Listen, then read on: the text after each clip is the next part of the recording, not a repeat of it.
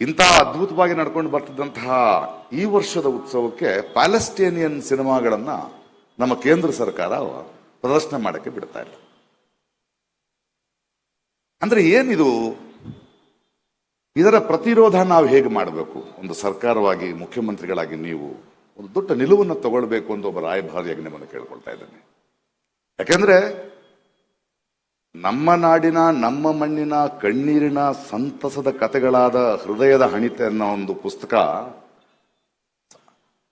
ಬೇರೆ ಭಾಷೆಗೆ ತರ್ಜುಮೆಯಾಗಿ ಬೂಕರ್ ಪ್ರಶಸ್ತಿ ಬಂದ್ರೆ ಸಂಭ್ರಮಿಸುವ ನಾವು ನಮ್ಮ ನೆಲಕ್ಕೆ ಇನ್ನೊಬ್ಬರ ಕಥೆಗಳನ್ನ ತರುವುದಕ್ಕೆ ಆಗೋದಿಲ್ಲ ಅನ್ನೋ ನಿರ್ಬಂಧವನ್ನು ನಾವು ಹೇಗೆ ಒಪ್ಕೊಳ್ಳಿಕ್ಕೆ ಸಾಧ್ಯ?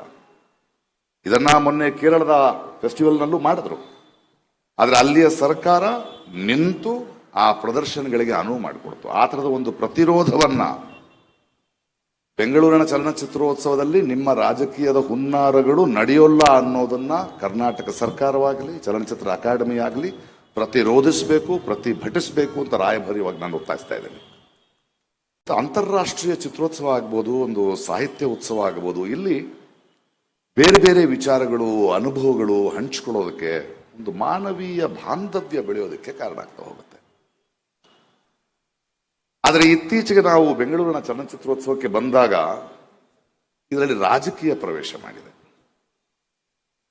ಇಂಥ ಅದ್ಭುತವಾಗಿ ನಡ್ಕೊಂಡು ಬರ್ತಿದ್ದಂತಹ ಈ ವರ್ಷದ ಉತ್ಸವಕ್ಕೆ ಪ್ಯಾಲೆಸ್ಟೇನಿಯನ್ ಸಿನಿಮಾಗಳನ್ನ ನಮ್ಮ ಕೇಂದ್ರ ಸರ್ಕಾರ ಪ್ರದರ್ಶನ ಮಾಡಕ್ಕೆ ಬಿಡ್ತಾ ಇಲ್ಲ. ಅಂದ್ರೆ ಏನಿದು? ಇದರ ಪ್ರತಿರೋಧ ನಾವು ಹೇಗೆ ಮಾಡಬೇಕು? ಒಂದು ಸರ್ಕಾರವಾಗಿ, ಮುಖ್ಯಮಂತ್ರಿಗಳಾಗಿ ನೀವು ಒಂದು ದೊಡ್ಡ ನಿಲುವನ್ನು ತಗೊಳ್ಬೇಕು ಅಂತ ಒಬ್ಬ ರಾಯಭಾರಿಯಾಗಿ ನಿಮ್ಮನ್ನು ಕೇಳ್ಕೊಳ್ತಾ ಇದ್ದೇನೆ.